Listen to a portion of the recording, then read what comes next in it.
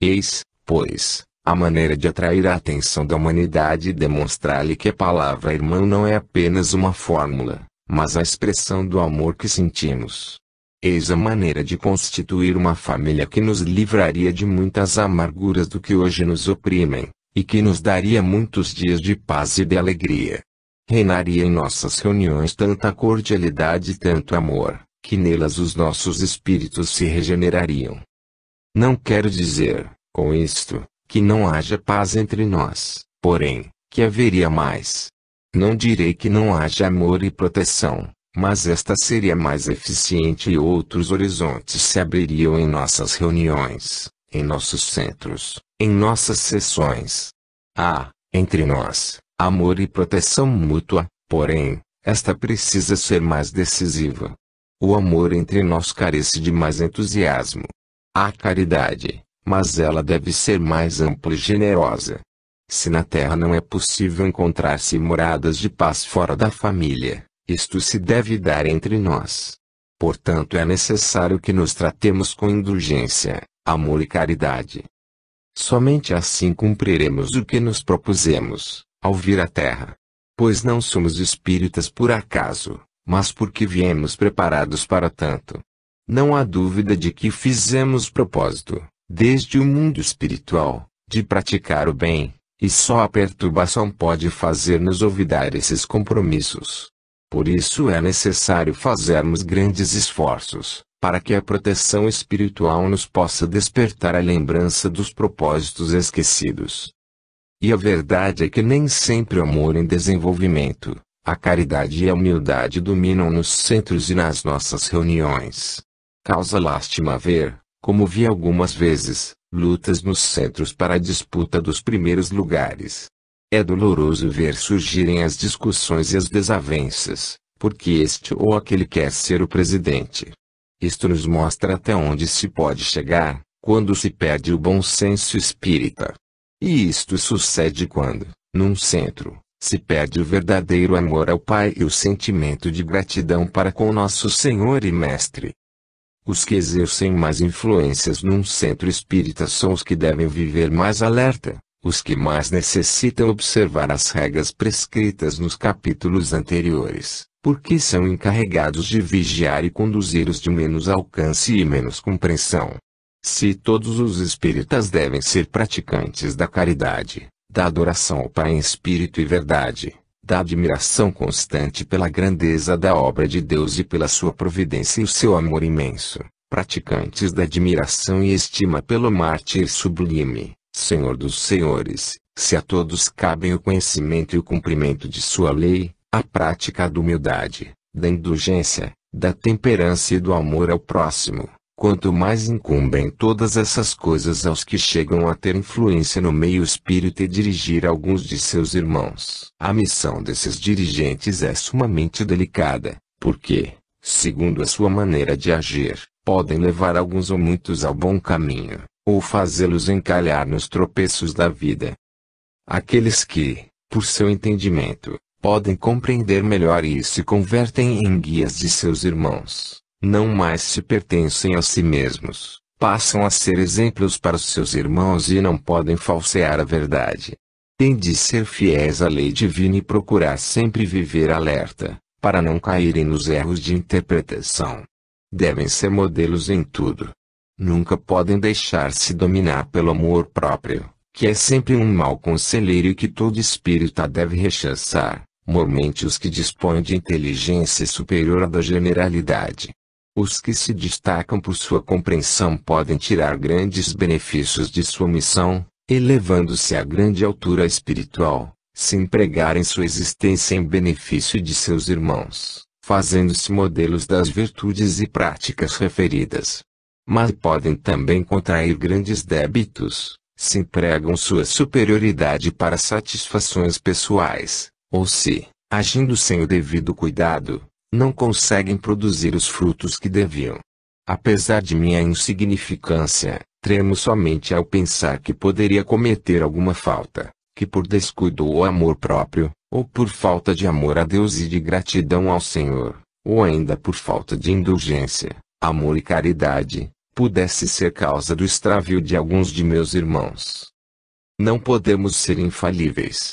Mas, quando falhamos na prática da lei divina, se essa falha só prejudica a nós mesmos, devemos corrigi-la, e se exorbita de nós e pode prejudicar aos nossos irmãos, na prática do Espiritismo, devemos estar prontos a dar todas as satisfações necessárias, socorrendo-nos de todas as virtudes que o caso requeira, até apagar de uma vez as manchas da falta cometida. Acontece, às vezes, que são duas pessoas que exercem uma influência decisiva sobre os irmãos de um centro. Essas pessoas devem evitar sempre a formação de dois partidos, mantendo os irmãos sempre na maior união possível. Mas se a influência de ambas não basta para manter a unidade e o amor entre os irmãos, que devem sempre reinar nos centros espíritas, só lhes resta colocar-se nos últimos lugares, selando suas bocas e só falando para lembrar os ensinos do Senhor. Faz pouco tempo, alguns espíritas me procuraram para dirimir suas questões, dando razão ao lado que me parecesse mais certo. Atendi-os, para que não dissessem que não os quisera ouvir. A questão consistia em que alguns haviam dirigido certas palavras desrespeitosas a outros. Quando me pediram um parecer, respondi-lhes o seguinte: os que pronunciaram essas palavras pouco caridosas pensaram, antes de fazê-lo, no dever espírita de praticar a lei de caridade, amor, indulgência e fraternidade, a que nos obriga o Espiritismo. E os que foram ofendidos, antes de se melindrarem, não se lembraram de que o Senhor e Mestre deixou-se beijar pelo apóstolo traidor, e não respondeu nenhuma palavra aos insultos, aos golpes, às feridas que lhe infligiam os seus verdugos, mas antes os perdoou e pediu perdão para eles. E então conclui: ide, pois, aprendei o que o Espiritismo vos ensina, inteirai-vos bem do que o Senhor determina em seu Evangelho e do que ele mesmo fez. E quando estiverdes bem inteirados e puserdes em prática vós mesmos esses exemplos e ensinos, então me direis quem está com a razão e quem não está. Assim, entendo que não é fácil haver dissensões onde reinem o amor, a caridade e a humildade. Porque cada um se considerará como servidor dos outros e terá prazer em sê-lo, porque saberá que assim dá cumprimento à lei e assim se desenvolve. Saberá ainda que por esse caminho chegará à sua felicidade, enquanto pelo caminho contrário lavraria sua própria ruína, que mais hoje, mais amanhã, terá de enfrentar. Entendo também que podem aparecer problemas de difícil solução. Nestes casos, os mais prudentes se calam e suplicam o auxílio de Deus, esperando que o tempo e os acontecimentos deem um remédio aos males. Só se recorre a uma medida extrema quando nem a caridade, nem a indulgência, nem o amor e a humildade podem remediar esses males. Mas essa medida deve ser executada com prudência, através das boas maneiras recomendadas pela mais elevada moral, evitando-se murmurações e sobretudo fatos que possam originar escândalos, fora do meio espírita, porque então se incorre numa grande falta, pois escândalos e publicidade causam grandes danos aos que nos observam. Essas coisas dão motivo a que se considerem os espíritas como homens que não seguem nenhuma doutrina moral. Em resumo, entendemos que nos centros espíritas deve haver aqueles que dirijam e ensinem, mas estes não se fazem por meio de votação ou da vontade de alguns irmãos, pois que já vêm escolhidos do alto. Por isso, é preciso maior cuidado em saber reconhecer os que estão mais aptos para o trabalho especial. Uma vez reconhecidos, deve-se procurar fazer com que ocupem o lugar para o qual vieram ao centro, e enquanto não houver motivo, deve-se fazer com que permaneçam no posto, pois do contrário corre-se o risco de perder a verdadeira orientação lógica e cair em graves erros. Não nos cansaremos de repetir: nos centros onde reinem o amor e a adoração ao Pai, em espírito e verdade, a admiração, o respeito e o amor ao Senhor, a indulgência, a caridade e a humildade, não faltarão paz e harmonia entre os irmãos. Pelo contrário, sua vida deslizará mais tranquila, sentirão a alma leve e alegre, porque muitas vezes receberão a influência dos bons espíritos. farão grande progresso e terão uma recompensa no mundo espiritual, mais do que podem calcular. 4. O espírito e a humanidade. Disse o Senhor: vós sois o sal da terra. Se o sal perder o seu sabor, com que se há de salgar? E foi como se dissesse que sois a luz do mundo. Se a luz perder a sua claridade, com que se iluminará? Todo espírita que fez profissão pública de sua crença não deve jamais esquecer-se de que, por onde passa, aonde vai, e onde frequenta, está sendo observado e estudado.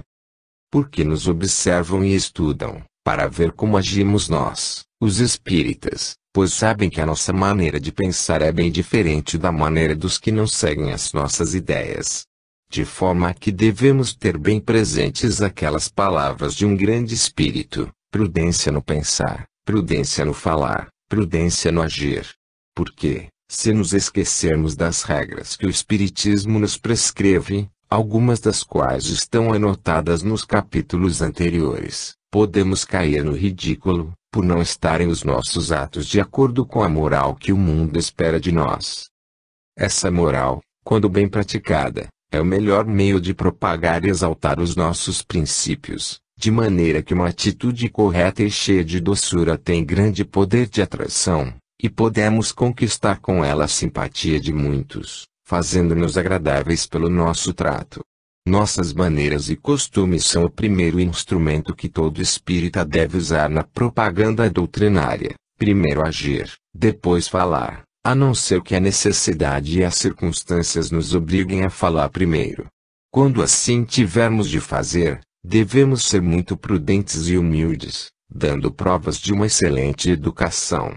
Porém, sempre que possível, devemos agir primeiro. Vale mais que nos conheçam primeiro por nossas obras, do que por nossas palavras. Assim, quando chegar a hora de falarmos, nos escutarão com mais respeito e seremos atendidos. Evitemos entrar na propaganda de nossas ideias, aguardando a ocasião oportuna. Comecemos então por demonstrar o que é a moral do Espiritismo, quais as suas tendências e os seus fins, que são tornar os homens melhores, conquistar a paz para a humanidade e revelar um porvir mais feliz do que aquele que nos espera na Terra. Só devemos entrar na explicação dos fenômenos espíritas quando as pessoas a quem falamos já tenham aceitado a moral, compreendendo algo de sua sublimidade. Nesses casos em que pudermos falar dos fenômenos, devemos explicar aqueles que podem ser mais bem compreendidos, de acordo com o alcance dos nossos ouvintes.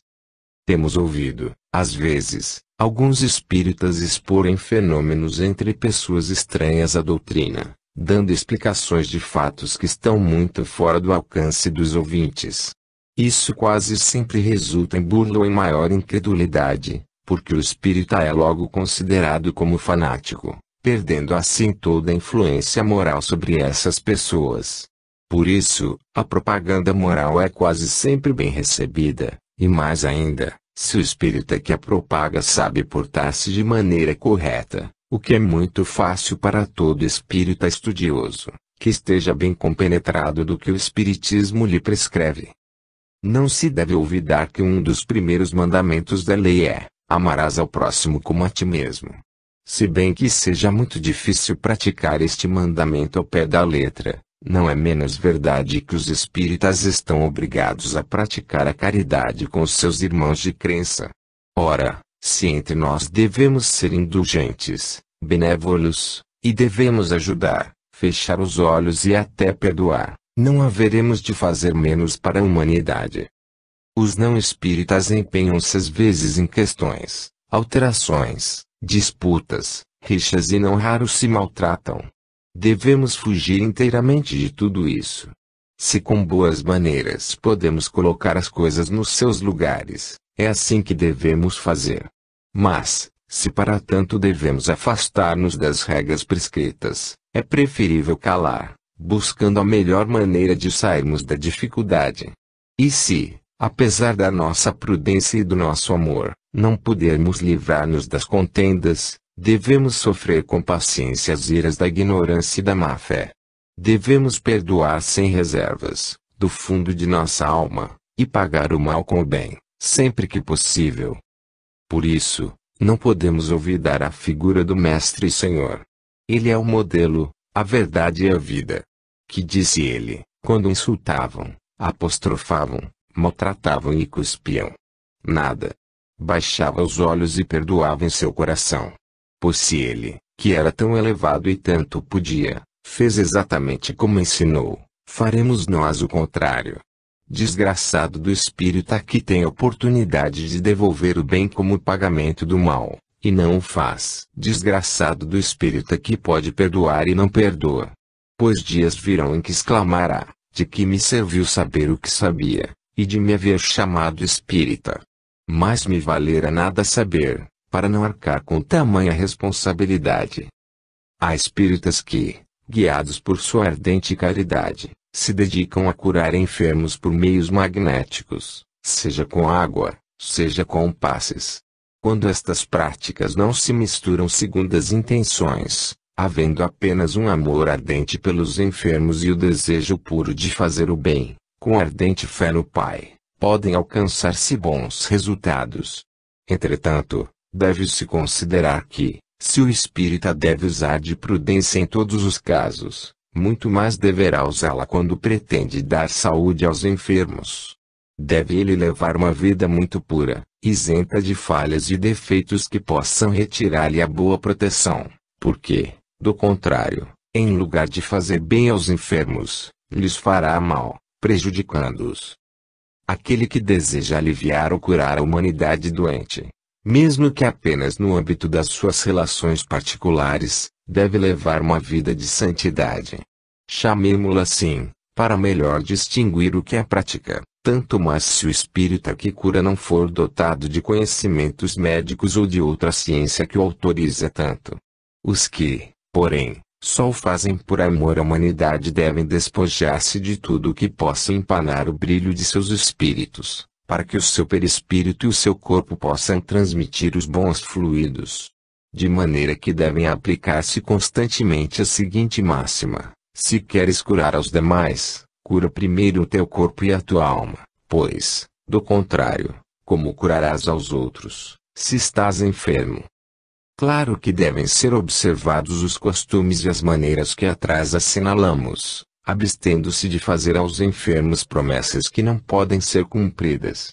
Pois o que se dedica a práticas tão elevadas nunca deve confiar em suas próprias forças, mas conta apenas com o seu bom desejo, a sua boa vontade, e sobretudo com a ajuda de Deus e dos bons espíritos, procurando ter fé naquele que curou os cegos, os paralíticos, e ressuscitou os mortos.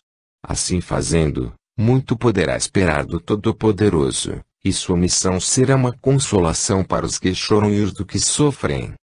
Mas não deve olvidar que precisa dar de graça o que de graça recebe, porque é muito prejudicial e anti-espírita fazer da proteção do alto uma profissão lucrativa. É bom fazer a caridade, mas é muito mal explorá-la.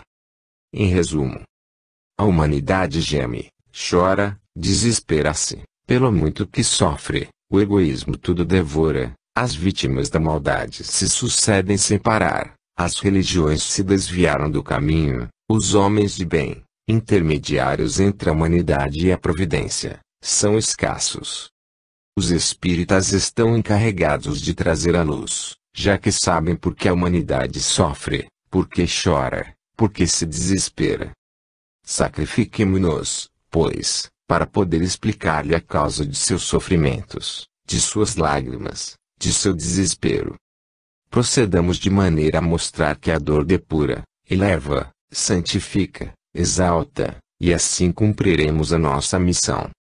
O espírita que muito deseja fazer por seus semelhantes não deve perder de vista o Senhor, quando o açoitavam atado ao pilar, quando o coroavam de espinhos, quando carregava a cruz, quando consumava o seu sacrifício traço, para saber imitá-lo em seus atos de amor pela humanidade, de abnegação e de sacrifício.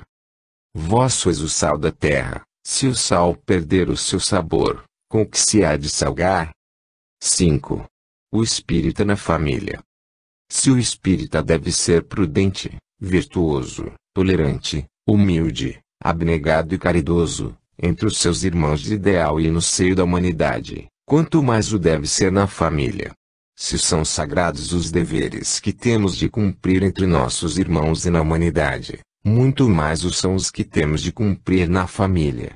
Porque devemos considerar que, além dos vínculos que nesta existência nos unem com laços indissolúveis, temos sempre histórias passadas, que se enlaçam com a história presente. Os que não são espíritas atribuem tudo à casualidade. Nós sabemos, porém, que não há efeito sem causa e que as contrariedades ou alegrias de hoje são a continuação de nossas vidas passadas.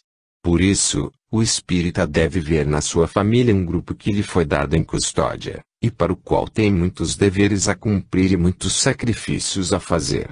Por isso, o esposo deve ser o apoio e o sustentáculo da esposa, deve amá-la, respeitá-la, protegê-la, aconselhá-la, orientá-la, e proporcionar-lhe, em todas as circunstâncias da vida, o que for necessário.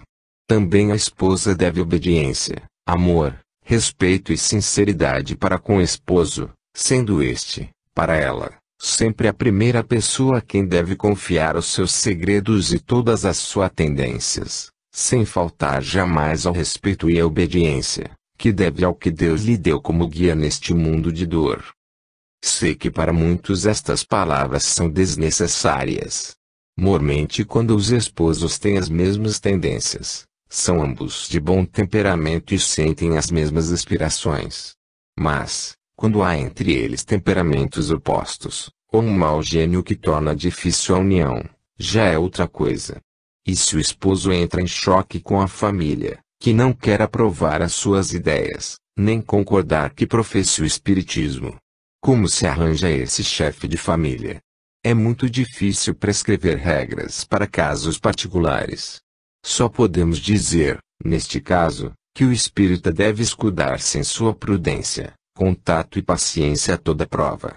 É então que deve estar mais ligado ao alto, ter muito amor ao Pai, recordar sempre a paciência e a abnegação do Senhor, e permanecer em contato com seu guia espiritual, por meio da oração e pela prática da indulgência para os que o atormentam. Sua conduta na família deve ser um belo modelo de todas as formas da virtude, para que o exemplo possa um dia levar à compreensão, ou pelo menos à tolerância da parte dos seus. E mesmo que a tanto não seja possível chegar, que não se rebele, que se deixe sacrificar, se for necessário, lembrando-se de que hoje é o resultado do ontem, pois assim fazendo poderá esperar grande recompensa. Vi, na minha vida de espírita, 2 irmãos que sofreram muito com suas famílias. E, apesar de seus sacrifícios, de sua paciência e abnegação, não conseguiram a tolerância dos familiares, sendo constantemente objeto de zombaria e de desprezo por parte dos seres mais queridos. Desses 2 irmãos, já desencarnados, tive ocasião de receber comunicações que, moralmente falando, são de enorme elevação e demonstram uma felicidade tão grande, que, posso assegurar, nenhum outro jamais demonstrou, entre os desencarnados na nossa época. O sacrifício foi grande na terra, pois nada é mais doloroso do que ver-nos desprezados e ridicularizados por aqueles que amamos. Mas esses sofrimentos são duplamente recompensados por nosso Pai, nosso Deus, que tudo tem em suas mãos, tudo sabe e tudo pode. Aliás, estas situações são excepcionais e poucos se encontram nelas. O mais comum é o espírita ser pai de alguns filhos cuja missão não está isenta de perigos, sendo às vezes necessária uma abnegação a toda prova, dirigida pelo bom senso espírita. Às vezes, nem todos os filhos são bons como o pai deseja. Pelo contrário, acarretam desgostos e dissabores, que redundam em grande sofrimento.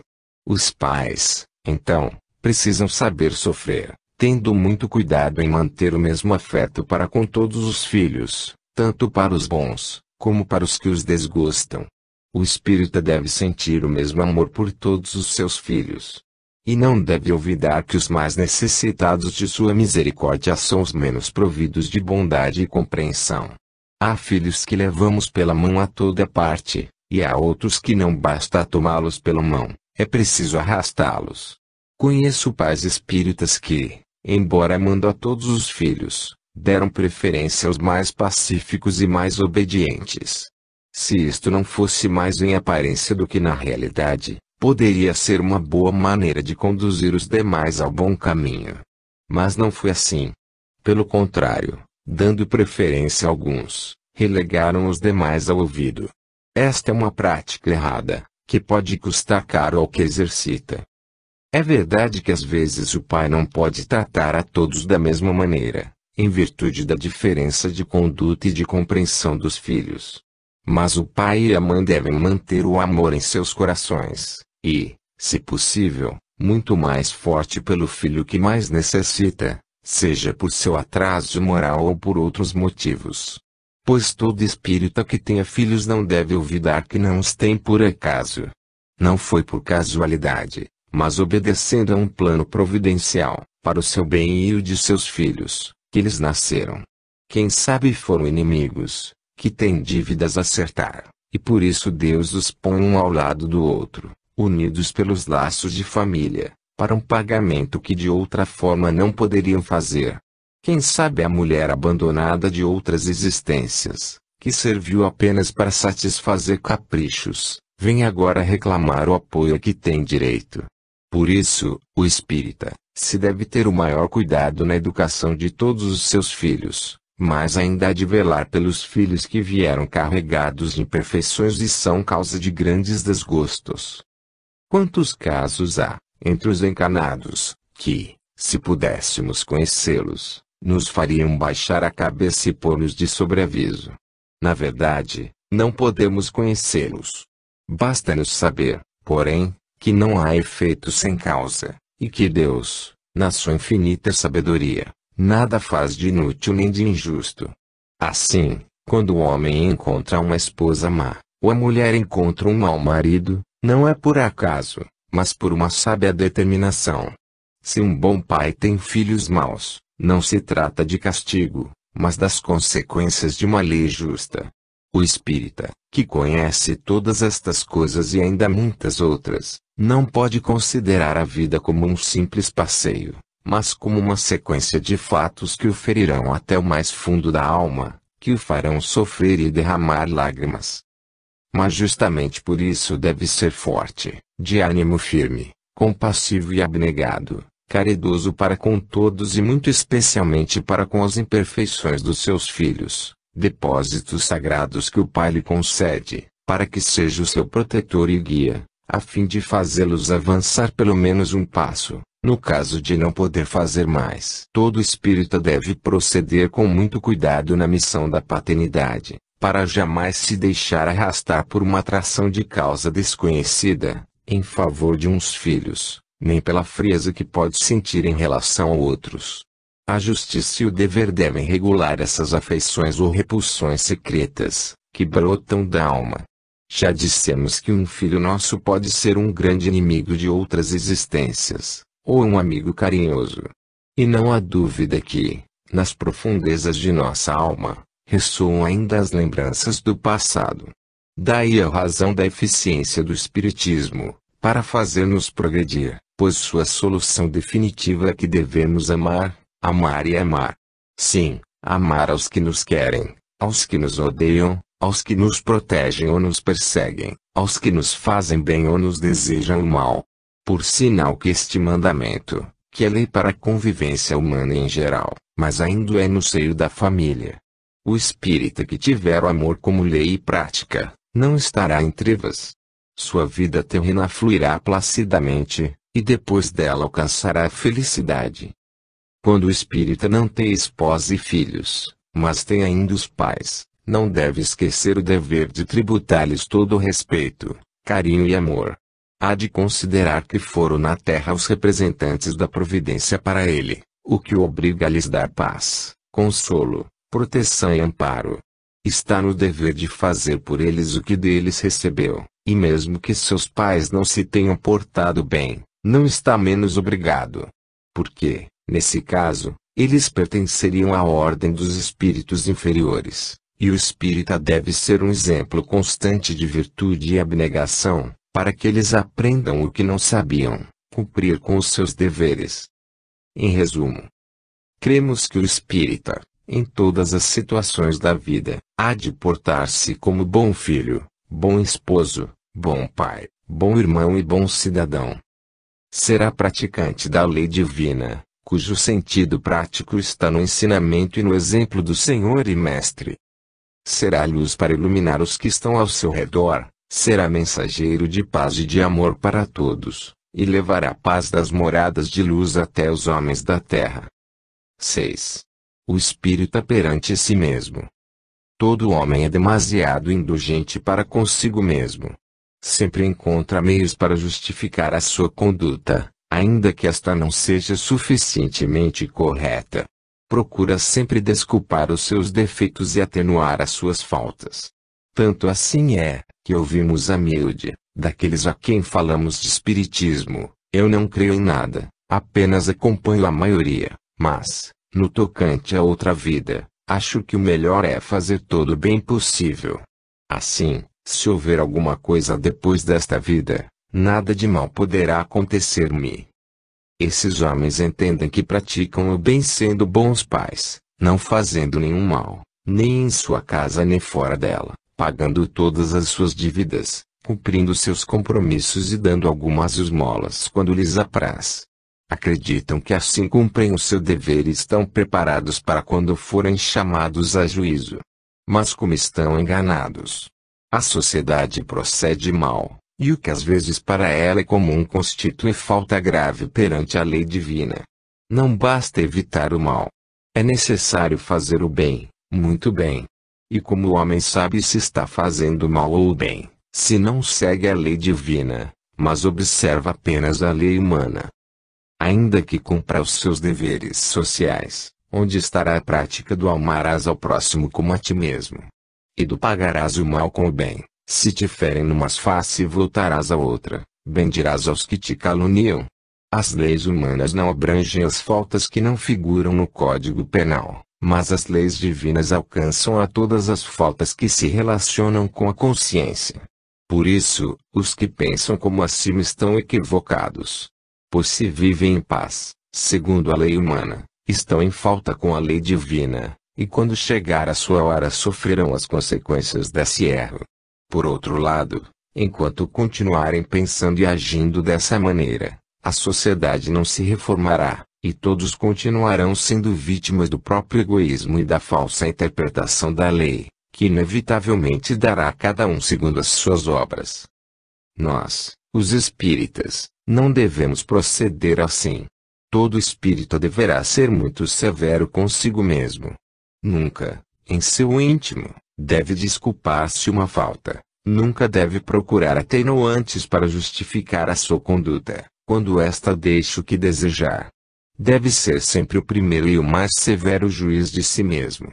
Não pode olvidar que está neste mundo e tem de sofrer e lutar por causa do seu atraso, das suas imperfeições e das suas deficiências, e que urge libertar-se de tudo o que seja contrário ao amor, à virtude, à caridade, à justiça. Pois, do contrário, em vão procurará a paz e nunca poderá honrar a doutrina que professa, nem será digno de chamar-se espírita. Bem sabemos quanto é difícil sermos justos em todas as coisas. Mas o espírita, embora ainda conserve os resíduos do que foi no passado, deve lutar constantemente para avançar no caminho da depuração, sem desalentar-se diante das dificuldades que encontra para reabilitar-se, até chegar a ser uma criatura inteiramente digna. Para se conseguir isso, aconselhamos uma prática que temos seguido durante muitos anos, e que nos deu os melhores resultados, ajudando-nos a obter todas as condições necessárias para atingirmos o nosso propósito de viver com justiça, dentro do amor de Deus. Cada espírita procurará, todos os dias, antes de deitar-se, fazer um exame de tudo o que sentiu e realizou no correr da jornada. Há 3 maneiras de cometer faltas: por pensamentos, palavras e ações. A falta por pensamento decorre de paixões injustas ou mal contidas, de não ser indulgente para as faltas do próximo, de cobiçar coisas indevidas. O espírita pode sentir desejos condenados pela lei divina. Falta por pensamentos. Os espíritos perturbadores muitas vezes tentam o espírita através dos desejos indevidos. Muitas vezes conseguem mantê-lo sob o seu domínio. Ainda que ele não chegue a cometer a falta, isso causa mal-estar e lhe impossibilita, enquanto está sob a tentação, conceber bons pensamentos e bons desejos, e portanto praticar o bem. Ao fazer o exame diário, vendo que está sugestionado por maus pensamentos, o espírita deve tomar o firme propósito de resistir a essas influências impuras e descaridosas. Para isso, pedirá forças ao Pai, recordará a pureza das palavras e dos atos do Mestre Sublime, e não deve esquecer-se de que todos temos um anjo guardião, encarregado de guiar-nos, o qual terá muita satisfação em colaborar na nossa regeneração, ajudando-nos como seu protegido, desde que persistamos nos bons propósitos. Às vezes não se consegue um resultado imediato. Ainda que isso aconteça, o espírita que cometeu falta por pensamento não deve acovardar-se, mas persistir, dia a dia, em seus bons propósitos, pedir e confiar, e verás depois como seus esforços serão coroados de completo êxito. Então se sentirá mais tranquilo, os bons pensamentos o envolverão e ele conseguirá sem mais dificuldade entregar-se à prática do bem. Confiante na lei de evolução, e sabendo que a construção do bem é difícil num mundo ainda inferior como o nosso, onde prevalece o mal, o espírita não pode e não deve acovardar-se aos primeiros fracassos. Mesmo que a vitória demore, o seu dever é lutar, apelando constantemente ao alto, pois a doutrina lhe ensina que não fomos feitos para a perdição, mas para a salvação. Se as forças às vezes lhe faltarem, deve levantar-se de cada queda fazendo novos propósitos de vencer e renovando seus pedidos ao Espírito Protetor. Falta por palavras. Se cometeu falta por palavras, sendo indiscreto por imprevidência, intolerante ou brutal, o espírita não deve tomar-se de amor próprio, mas, reconhecendo o seu erro, há de, sem mais tardar, procurar o ofendido ou os ofendidos e dar-lhes plena satisfação, com absoluta sinceridade, demonstrando verdadeiro arrependimento, até conseguir que a falta lhe seja perdoada. Então, ao fazer o seu exame de conduta, o espírita tem mais o que pedir ao Pai e rogar ao Senhor, que tão amável foi para com todos. Deve chamar com veemência o seu guia espiritual, procurando tomar as boas resoluções que sejam necessárias para corrigir-se desse defeito, fazendo tudo para cumprir os bons propósitos que tomar. Se não consegue vencer tão depressa como desejaria, não deve tampouco se acovardar, mas resistir e perseverar, pedindo, arrependendo-se e dando tantas satisfações aos outros, quantas forem necessárias, cada vez que incorrer nessa falta. Tudo isso sem esquecer-se de que essa conduta lhe garantirá a proteção do alto e o porá em condições de ser reconhecido, pelas pessoas de suas relações, como uma criatura de boa vontade, apesar de seus defeitos. Essa atitude fará que, sem muita demora, veja corrigidos os impulsos que o levavam à falta por palavras. Falta por ação. Se a falta é por ação, é mais grave, e o espírita deve procurar, por todos os meios possíveis, evitar nela incorrer de novo. Há ações que podem constituir faltas leves, como outras que podem ser graves. As primeiras, o espírita pode corrigi-las com a ajuda de Deus, dos bons espíritos e dos seus irmãos encarnados. Digo com a ajuda destes também, porque o espírita, quando incorre numa falta dessa natureza, não deve fiar-se em si mesmo, mas, além dos seus propósitos e da ajuda dos bons espíritos, deve ainda procurar o conselho dos irmãos mais experientes, que tenham já adquirido outro temperamento e outras virtudes. Sendo humilde e estando realmente arrependido de suas faltas, os irmãos podem ajudá-lo com seus conselhos. Assim, com o auxílio do alto, dos irmãos da terra, e firmando-os nos seus propósitos, pode chegar a corrigir-se e tornar-se um espírita correto. Se a falta é grave, acarreta consequências que não se apagam apenas com bons propósitos, pois exigem também a expiação. Por isso aconselhamos a todo espírita, que tem infelizmente incorrido numa falta grave, a prática de uma grande penitência, como único meio de apagá-la. Entendemos por penitência o esquecimento absoluto de tudo que possa desviá-lo da correção necessária, uma vida de recato, de abnegação, sofrendo tudo por amor a Deus e como meio de reparação, dedicar-se à caridade para com os pobres, os doentes, os aflitos, sem pensar senão em agradar a Deus e ser útil ao próximo, na medida de suas forças. Somente assim conseguimos apagar as faltas graves.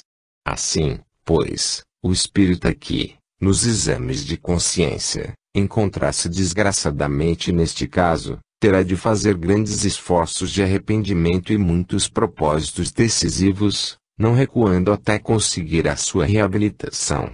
Muito podem o arrependimento, a oração e a prática da caridade. Os espíritas que seguirem os nossos conselhos e as práticas que indicamos nos capítulos anteriores muito poderão adiantar-se e muito poderão encontrar na vida futura. Do contrário, muito difícil lhes será sair desta existência e ter uma vida tranquila e feliz no espaço. Há espíritas, e não são poucos, que vivem seguindo os impulsos do seu coração, sem preocupar-se com as faltas de pensamento e de palavras. Embora atentem para as ações, não dão suficiente importância ao problema da justiça na conduta. Esses, ainda que não pratiquem faltas graves, vivem sem uma regra segura e não avançam, e em muitas coisas se diferenciam um pouco dos que não são espíritas. Esses irmãos vão mal, e estão expostos a cair em más condições quando deixarem a terra. O procedimento de hoje pode custar-lhes no futuro muitas lágrimas e muitos sofrimentos.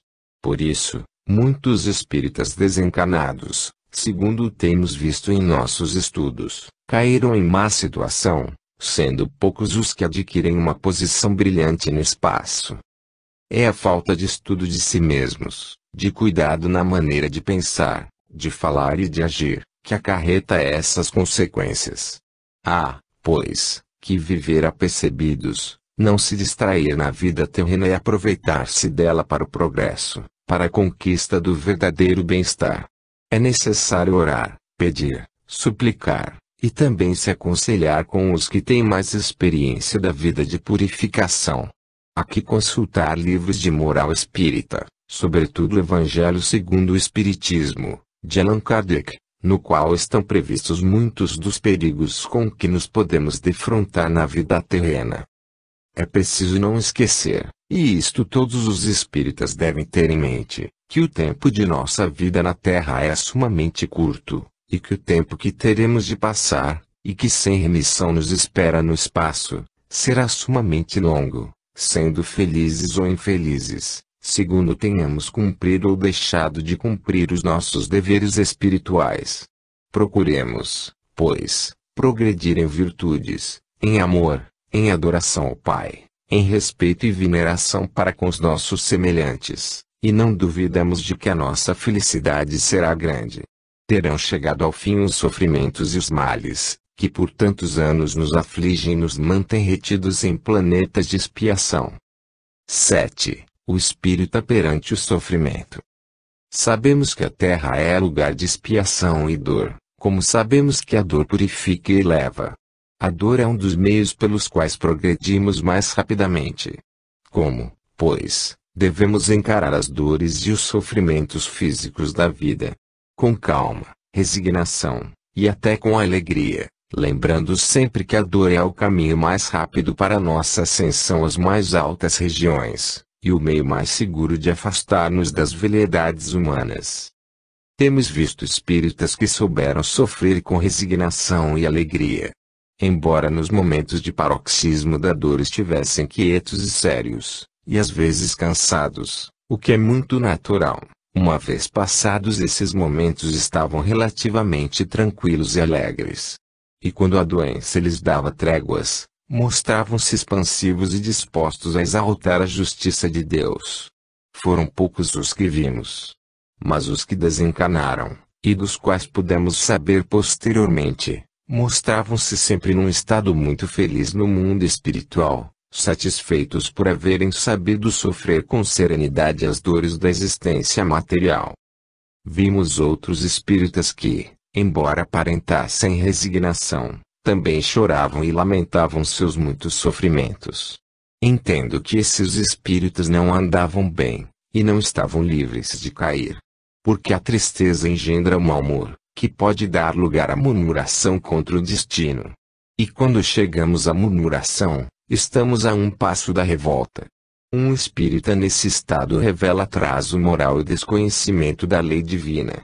Que diríamos de um comerciante que reclamasse de ter muitos negócios a realizar, ganhando muito dinheiro? Diríamos que era um mau comerciante, incapaz de aproveitar as boas oportunidades. Assim são os espíritas que, diante das dores da vida, se entristecem ou se atribulam, e às vezes se revoltam. O espírita deve encarar a existência material como um curso de provas de toda a espécie, físicas e morais, que servem para levá-lo a um verdadeiro progresso. Nunca deve confundir essa existência com a verdadeira vida, mas encará-la como um período de estudos e provas, em que se prepara com vistas a esta última, que se encontra na erraticidade. Cada dia que passamos na carne corresponde a milhares de anos que iremos viver no espaço. Que significam, pois, estes pequenos períodos que chamamos de vida material, diante da vida espiritual que nos aguarda? Se a lei nos obriga a sofrer, porque nada na criação escapa à justiça, devemos fazê-lo com a maior serenidade. Pois sabemos que isso constitui para nós um grande bem, e que chegamos à hora de provar se o espiritismo mergulhou em nosso interior ou se permanece apenas superficial. Se é superficial, não podemos chamar-nos espíritas. Se estiver arraigado no mais fundo de nossa alma, saberemos encarar as provas e dores da existência como necessárias, e honraremos a doutrina que professamos. Nenhum espírita deve duvidar que no reino de Deus não se entra de surpresa, nem se atinge a felicidade senão depois da purificação. Assim é que as comodidades, as alegrias mundanas, os gozos da terra, não são os caminhos indicados para alcançarmos a felicidade no espaço. Também não deve duvidar que, quanto mais próximo se acha da sua felicidade espiritual, mais submetido será a todas as provas terrenas. Basta recordar a vida dos mártires, dos justos, dos humildes e dos bons, e compará-la com a maneira de viver dos grandes do mundo, dos opulentos, dos potentados, para ver que enquanto os primeiros têm os olhos voltados para o futuro, os segundos não veem mais do que as delícias mundanas. Disso nos dá uma excelente prova o Senhor e Mestre, em seus mandamentos e em seus atos. Bem-aventurados os que sofrem, porque deles é o reino dos céus. Bem-aventurados os aflitos, porque serão consolados. Bem-aventurados os limpos de coração, porque eles verão a Deus. Estas são as palavras do Senhor. Confiemos nele. Sigamos seu exemplo. Todo espírita submetido a grandes dores mantenha-se forte, cheio de clama, de amor ao Pai, de resignação e de submissão à justiça divina. E se às vezes a tentação envolver, que se defenda com a prece, com o amor pelos que sofreram antes dele, não esquecendo jamais que por trás da dor suportada com alegria e calma virá a felicidade na vida eterna. 8. Os centros espíritas. Os centros espíritas devem ser a cátedra do Espírito da Verdade. Porque, se não servirem ao Espírito de luz, sofrerão a influência do Espírito das trevas. E desgraçados daqueles espíritas que estiverem sob essa influência, pois, pouco, bem pouco, poderão avançar na sua evolução. Viam-se alguns centros espíritas cair na prática de graves aberrações, por falta de bom senso e por não adotarem as medidas adequadas às circunstâncias. São dominados por influências perversas, contraindo tremendas responsabilidades, em vez de progredirem e se aperfeiçoarem. As igrejas cristãs dizem que o seu púlpito é a cátedra do Espírito Santo. Sabemos, porém, que não há santos, no verdadeiro sentido da palavra, mas apenas espíritos mais ou menos adiantados, mais ou menos perfeitos e puros, e que o Espírito da Verdade pode, em dadas circunstâncias, inspirar um político, a um sacerdote, a um cientista, sejam quais forem as suas crenças, segundo a importância do assunto que estejam tratando, mas isso, não por qualquer espécie de privilégio, senão porque é esse o meio de que a providência se serve para fazer que a humanidade progrida, a maneira de que se vale o Altíssimo para produzir as mudanças necessárias à regeneração humana. Nunca, portanto, se poderá atribuir a nenhuma escola, nem religiosa, nem política, nem social, assistência exclusiva do Espírito da Verdade. Digo, porém, que os centros espíritas devem ser a cátedra do Espírito da Verdade. E o digo porque, nos centros espíritas, realizamos sessões mediúnicas, e nestas, como todos sabemos, recebem-se comunicações que são inspiradas aos médiuns ou a eles transmitidas pelos espíritos. Ora, se estes espíritos não são da verdade, o que será dos que se deixam orientar por espíritos do erro? Não podemos esquecer que as comunicações são ouvidas com a máxima atenção, e que a maioria dos presentes às sessões dão muito mais importância e prestam mais atenção às exortações dos espíritas mais entendidos.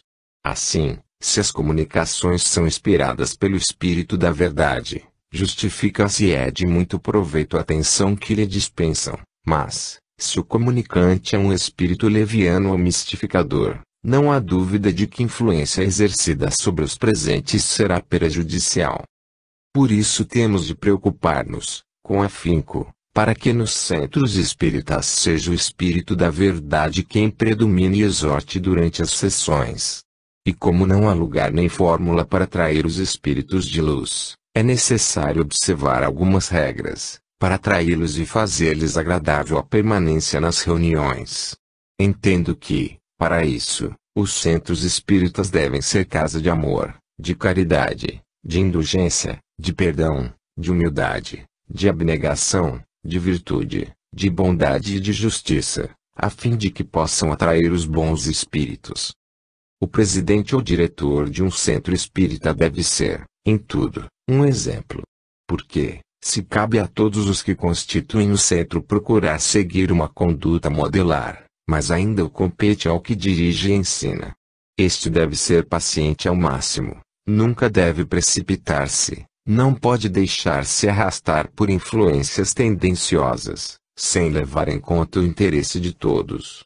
Se possível, deve estudar, observando as regras da prudência, o caráter e as tendências de cada um dos irmãos que se encontram sob a sua direção, para instruir e dirigir a cada um de acordo com as necessidades do seu caráter e da sua maneira de ser. O dirigente nunca deve olvidar que se encontra revestido de um encargo que, embora nada seja entre os homens, é de grande importância perante Deus.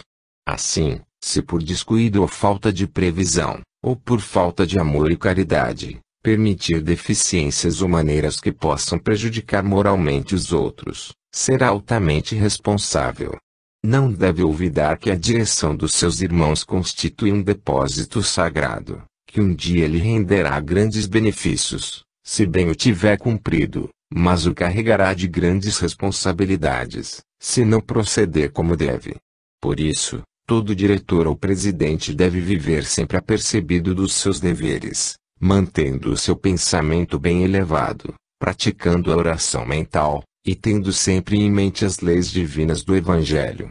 Deve recordar a abnegação, o sacrifício e o amor do Senhor e Mestre, para em todas as circunstâncias ter presente a maneira espírita de proceder. Assim, os que o seguem terão motivos de admirá-lo, jamais de censurá-lo.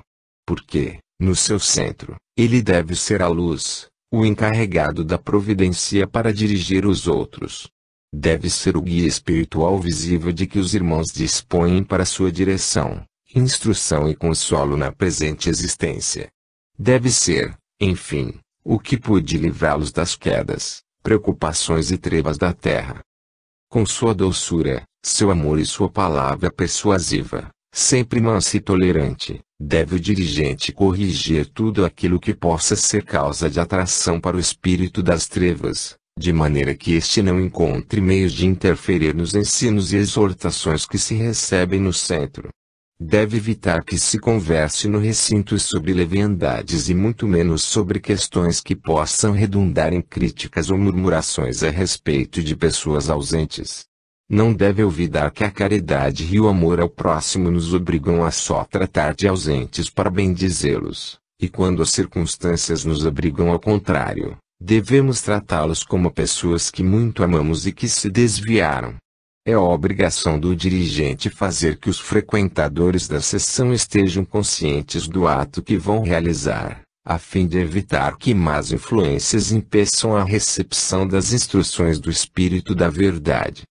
Por sua vez, os irmãos que frequentam e constituem o centro devem respeitar e obedecer aquele que Deus lhes deu para guia e consolo, pois é grande coisa encontrar na terra quem nos encaminhe para o Pai, advertindo-nos dos escolhos da vida e evitando-nos as quedas, que tão caras nos saem no futuro. Essa obediência e esse respeito, entretanto, não devem ser de natureza fanática e cega, mas o resultado natural da conduta e das ações praticadas por aquele que se esforça para servir-lhes de exemplo. O homem não deve, de maneira alguma, abdicar da razão e do direito de livre exame, mas deve ser respeitoso para com aquele que trabalha em favor do seu aperfeiçoamento, e suficientemente tolerante para compreender que ninguém é infalível. Assim, ao notar deficiências ou descuidos de parte do dirigente, nunca se deve entregar-se à murmuração e à crítica, mas há de recorrer à prudência, para saber o que convém relevar e o que precisa ser corrigido. Se for necessário recorrer à exortação ou advertência, é melhor, antes de fazê-lo, consultar os irmãos de maior critério, prudência e caridade. Caso a exortação do dirigente a se corrigir seja necessária, convém buscar a ocasião oportuna e a maneira própria de fazê-la, com tato e prudência, não se esquecendo os serviços e esforços realizados pelo dirigente em seus trabalhos. No centro em que assim se fizer, estamos seguros de que o Espírito da Verdade se manifestará nas sessões, e os irmãos participantes progredirão, preparando-se para um bom futuro. Às vezes ouvimos de alguns irmãos: que sorte a minha, por ter conhecido o Espiritismo. Respondemos: é realmente uma grande vantagem, para bem empregarmos o tempo em nossa atual existência, mas esse conhecimento nos traz também grandes deveres a cumprir. Nós, os espíritas, não podemos viver como o comum dos mortais. Temos de combater os nossos defeitos, adquirir virtudes, viver apercebidos. Temos de ser a luz e o exemplo, para que os homens admirem o Pai e se convertam, entrando na via de purificação. A luz, a paz, o consolo e a confiança no futuro, que o Espiritismo nos dá, são o quinhão agradável e confortável que ele nos proporciona. Mas a correção que temos de fazer em nós mesmos, pois ninguém é perfeito, o combate aos defeitos, o abandono das futilidades e o aperfeiçoamento das virtudes e da humildade, obrigam-nos a uma autoobservação e um trabalho constante. Porque, se nos extasiarmos com as vantagens que o Espiritismo nos oferece, esquecendo-nos das obrigações que ele nos acarreta, o que será de nós? Prescrevemos algumas regras e maneiras de proceder, para os presidentes e diretores de centros espíritas. Entretanto, perguntamos a nós mesmos: e tu, que durante tantos anos tens exortado e ensinado, cumpriste essas regras? Foste tolerante, amoroso, caridoso e humilde, como devias ser? Foste sempre oportuno, discreto e abnegado, como aconselhas? Duvidamos. Não obstante, não nos cabe negar nem afirmar, neste caso. Os irmãos, que por tantos anos nos têm observado e seguido, são os que nos podem julgar. De nossa parte, achamos que não nos faltaram deficiências, conhecemos os nossos defeitos. Sabemos que quase nunca estivemos à altura do encargo. Mas pedimos perdão aos irmãos, pedimos que não nos sigam em nossos erros, e, mais ainda, que continuem a observar-nos, E naquilo em que nos vejam falho, sem caridade e incorreto, sem o necessário senso de humildade e de justiça, que nos exortem à correção, que nos avisem. Mas que o façam também com caridade, não esquecendo que os amamos e desejamos ser amados por eles. Que nos falem